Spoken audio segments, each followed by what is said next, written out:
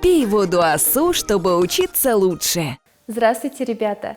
Меня зовут Жұлдыз Бақытбекқызы. Сегодня мы с вами будем говорить о казахских семейных традициях. Жаңа сөздермен таныс болыңыздар. Ознакомьтесь с новыми словами. Новые слова. Дәстүр, дәстүр, традиция. Кеңес беру, давать совет. Қамқоршы, опекун. Құрметтеу, уважать. Әке, отец. Ана, мать. Ата, дедушка. Әже, бабушка. Аға, старший брат. Іні, младший брат. Әпке, старшая сестра. Қарындас, младшая сестра для мужчин. Шағын, маленький. Үлкен, большой. Тату, дружный. Енді осы жаңа сөздермен сөйлем құрастырайық. Теперь давайте составим предложение с новыми словами. Менің отбасым үлкен. Моя семья большая. Оның отбасы шағын. Ее семья маленькая. Менің анам ақылды. Моя мама умная.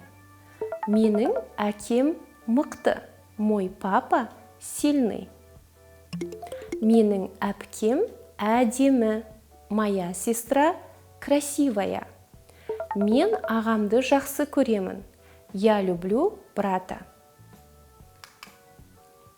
Енді оқушылар, кітаптарыңыздағы екінші тапсырманы бірге жасайық.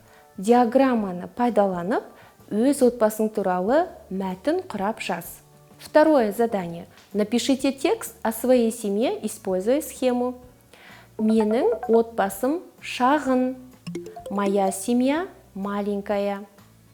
Менің отбасымда 4 адам бар. В моей семье 4 человека.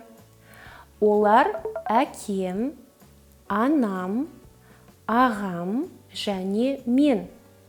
Они отец, мама, брат и я. Әкем дәрігер, отец врач.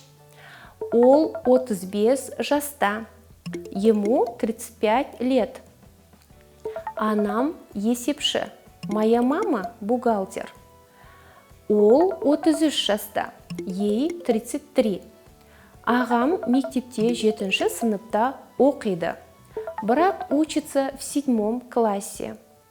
Мен 5-ші сыныпта оқимын.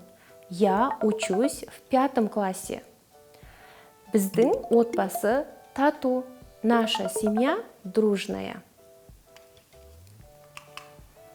Енді оқушылар, кітаптарыңыздағы 4-ші тапсырма. Өз отбасыларың туралы диалог құрастырыңдар.